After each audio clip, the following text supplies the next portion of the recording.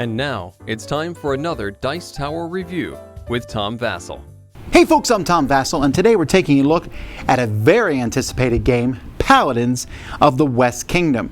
I was pretty pumped about this one. I enjoyed the first one in this sequence here, which was Architects of the West Kingdom, and I liked the previous series, or at least I liked Raiders of the North Sea.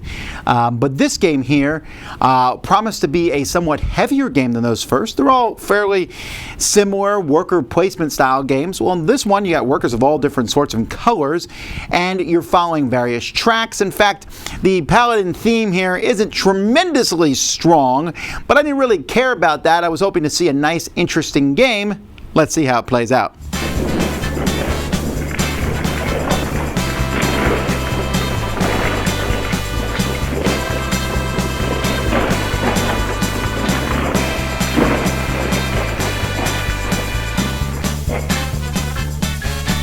There is a lot going on in this game, and in the game's going to take place over 7 rounds. In each round, you're going to reveal one of these cards. One of the cards, the first 3 cards, as you reveal these. Actually, in round 3, you reveal 2 cards, but it's going to show you various things that you will score points for. If you build, for example, 5 of these, you'll get 8 points. After that, it's going to give you more spots where players can place workers to do things. But these rounds are going to keep track of the game, and at the end of the game, whoever has the most points is the winner. Players can be playing mostly on their own board, but there is kind of these communal boards that are in the middle. But let's take a look at a player's board. You'll notice there's many different action spaces on the board. These actions are going to cost workers. There are workers of various colors: black, green, white, blue, red, and purple.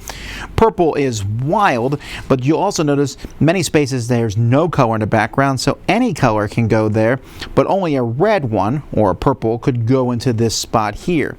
Sometimes an action requires multiple things to be placed into it, and sometimes it requires one. On this side of the board, these actions require 3 things to be placed in them, but as the game goes by, it's possible the houses will be built in them, causing the action to become cheaper to do in the future. In each round of the game, players are going to get workers based on a tavern card. So you're going to have one more than a number of players in the middle, and players are going to pick one of these to draft. So maybe I'll draft this one here. Players are also going to have 3 Paladin cards, and they're going to pick these cards. One of them, let's say this guy, I'll stick him on the bottom of the deck. He might show up later in the game. One I'll put on top of the deck to use in the next round, and one I'll keep for this round. I keep it for this round for a couple things. There's a color banner number here, which will matter, but it's going to give me 2 more workers. So if I kept these 2 cards, I have 3 reds, a white, a blue, and a purple. So I'll take those workers, and those are the workers I'm going to use this round. As the round progresses, I'm going to be placing these workers on the board, taking actions, everyone going around the table until players all pass, in which case then you'll do some end round upkeeping and go on to the next round. So one side of the board, you have different actions that you can take here. For example, you can get more resources. There's 2 main resources over the course of the game: supplies and money. And so I can put one guy here and take 1 supply, or place 1 and a green and get 3. Same thing here for trade, but with coins. Over in Develop, you place 2 workers of any color, and you can pay 4 coins here to basically develop, to put out a workshop, one of these green buildings. And I already mentioned, when you place it on this side, you're going to make those actions cheaper. But not only that, as you place these workshops, you're going to get workers. And the more you place, the better the color the workers get. And if you replace all your workshops, you'll even get bonus points at the end of the game: 1, 3, and 6. Down here, you can pray, where you can pay 2 money to take a group of workers off the board, which lets you take the action twice. And in Conspire, you can pay a worker of any color to get a purple who is wild. But anytime in this game you get a purple, you're going to get a suspicion card. You'll turn a suspicion card over, and there might be some coins that you get. You may or may not get coins. Sometimes they have 1, 2, or 0 coins on them, but suspicion cards can be bad for you later on. The recruit action is going to allow you to get a temporary benefit from a townsperson or a worker, or you can get a permanent one depending on whether you place 1 or 2. When you do that, players are going to look up here at the top of the communal board at these people, and if you just spend 1 worker, you can pick one of these cards, possibly paying more costs lists on it depending on where it is, and you'll get the automatic benefit at the top. Like this one, for example, gives a red and a white worker, a purple worker, etc. Or you can keep the bottom part of it, which will give you a permanent ability for the rest of the game. So, for example, this one here says anytime you build a red house, you get a white worker. And there's all sorts of benefits that you can get, and you have to decide which ones you want to do. Players are going to be keeping track over the course of the game of their strength, faith, and influence, how much they have of each of those, and they'll be moving these up as the game goes by. As different things will let you move them up.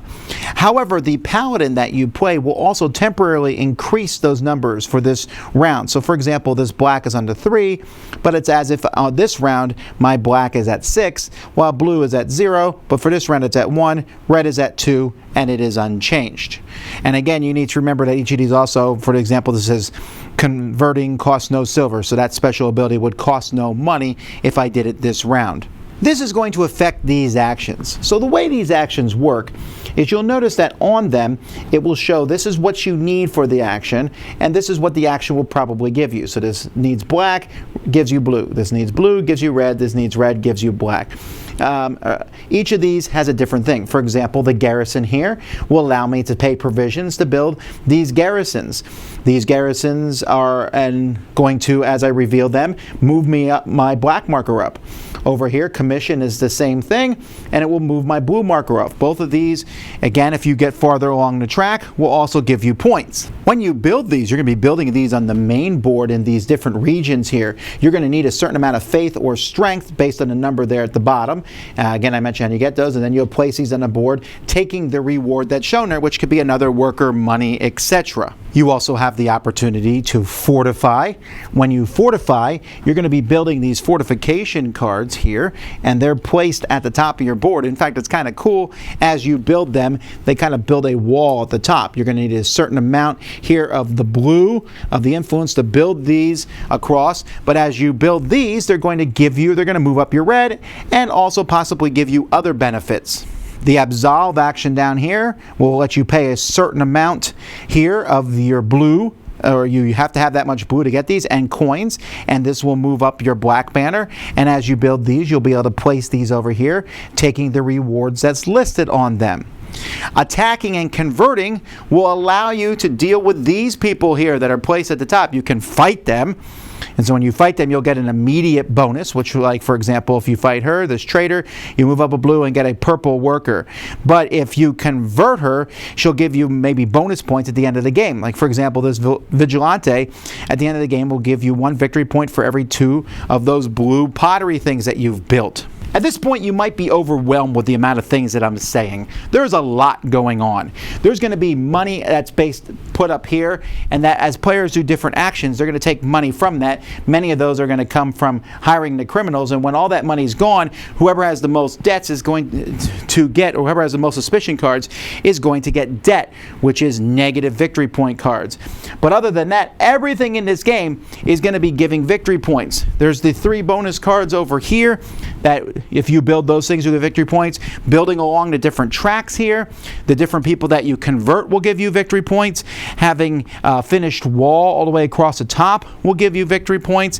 And how high you've gotten your different markers here will give you victory points. You're going to add all this stuff together, and whoever has the most victory points at the end of the game is the winner. And even though it sounds a little convoluted, everything that I may have said here, as time goes by, it makes sense on how all of it fits together, and it's simpler to play than it might appear. Whew! Now, this is both the best and worst aspect of the game. So best is artwork. Really, I've always liked the art style of these games. The cards themselves are also really good quality. The boards themselves, so you have a player board here. The other side is if you want to play solo AI. It will tell you how to do it. This looks confusing, but it's really not so bad. It kind of points and shows you exactly what things are. It takes a while to figure out, oh, that's flipping over a debt card. Oh, that's clearing everybody off of space and using it again. That gives me 2 goods. But as time goes by, you do figure things out, and it's interesting that the game really helps you with this cyclical nature between the 3 colors, black, blue, and red. And so, yes, there's a ton of things all over the board. Yes, there's a gazillion pieces. There's 2 problems. One, I'm surprised they put red and green workers in the game. It really matters in this style game, and I would not have done that. I think it can be hard to tell. The other is, I have no earthly idea why they decided to keep the box the size that it is. You can barely, by using extreme Tetris skills, get everything into the box. Then you combine that with, do you want to sleeve the cards? Do you want to put stuff in bags? Do you want to rubber band it? Maybe you want to put all the one-player stuff together so they can start the game? Nope, you're not going to really be able to pull that off. This box should have been much bigger. I very rarely say this about games, but this is too small of a box. And I found that to be kind of a detriment. I don't want to have to work hard to pack the game up each time. And then there is a ton of pieces in this game. There's a lot of pieces all over the place, which is fine. How do you get them all back in the box? Other than that, though, I do like everything. I like how it looks. I like the walls when you put them together. It's really cool.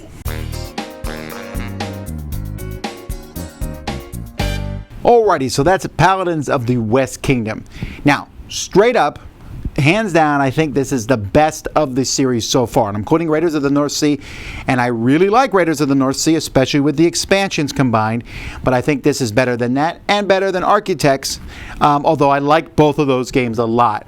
Paladins is a much deeper game than those. And so what I find interesting about this game is the vast amount of choices you have. At the beginning of each round in turn order, you'll be drafting the cards. You're picking your 4 starting workers, and then you pick one of the 3 cards from the top of your deck, and you're going to pick one, save one for next turn possibly, and stick the other one underneath, which you may or may not get again. You're picking it based on special ability and what workers it gives you. Then you build on your own board. For the most part, you're not competing with other players on that board, but you are competing as you try to go for the different workers that are out there, as you try to conquer the different people out there. And once you get into rounds 3 through 7, there are worker spaces out there that are really cool that you'll be fighting over those too. So there's just a huge wider option of things, and you can't do everything, which is great, because I don't want to be able to do everything. I want to focus, and Paladins of the West Kingdom is most definitely a game that if you don't focus, you're going to lose. You need to pick one of the tracks, and I can't tell you that one track's better than others. I've built all my workshops before. I've completed, in one game I completed one line, in another game I completed another line. In one game I built a lot of walls, in another game I went out and conquered a bunch of different people. And each one of these, well, that's because I wasn't talking to you, Siri. So in this game you can follow all these different things. You can follow and go through, but if you follow just, if you try to do a little bit of everything, you're probably going to lose, because the points are at the end of each of the tracks. And for that, Paladins of the West Kingdom, I think, really shines. As I said, it's overwhelming, and when I've sat down and taught this to people, they're kind of like, what? There's so much going on here, but I think once you start playing, you sit there and go, okay, I have a green worker and 2 black workers and a white worker, and where am I going to put these workers? I can put the white and the black one here, I can put the red and the green one here, and you can mix and match where they go, but there's kind of a focus. And then once you kind of get into your groove of this is how I'm going to do it, this is what I'm going to build, then you can follow through on that. You can say, okay, now as I draft in the future, I'm going to try to go more on that. But you can't focus on just one color completely. So let's say I focus on red only. Well, to get more red power, I'm going to have to do another color. To get that color, I need another color. You can kind of focus on maybe 2 of the 3 colors, but it's this interesting dynamic, and it's definitely a game that you will get better at as you play more. And it's definitely a game that you can see the building blocks of his previous games in. This is possibly Shem Phillips' best game at this point in time. Him and S.J. McDonald, they did a really good job.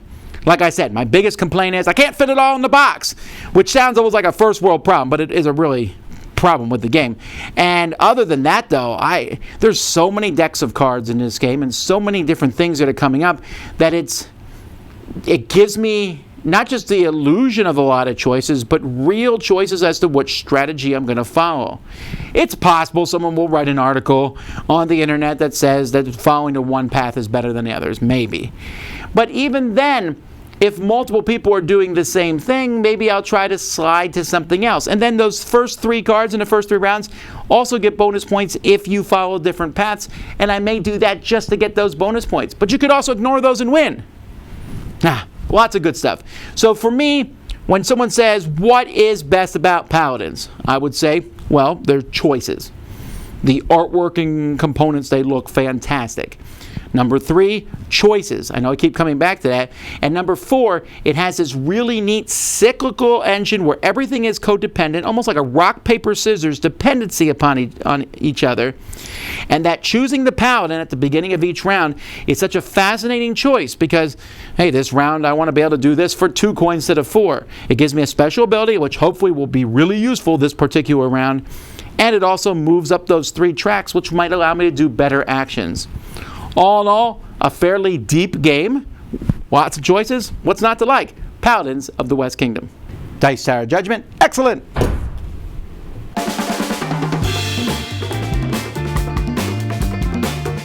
Thanks so much for watching another Dice Tower video. If you enjoy our videos, subscribe to the channel for more fun, comprehensive board game coverage. Also, consider joining us at one of our events. Come to Dice Tower Retreat, a small, intimate gathering where gaming is king. Join us for Dice Tower Cruise, the largest board game cruise. Attend Dice Tower West in Las Vegas for gaming fun on the West Coast, or Dice Tower East in Orlando in sunny Florida. Dice Tower Conventions, the friendliest gaming conventions on Earth. I'm Eric Summerer, and you've been watching The Dice Tower.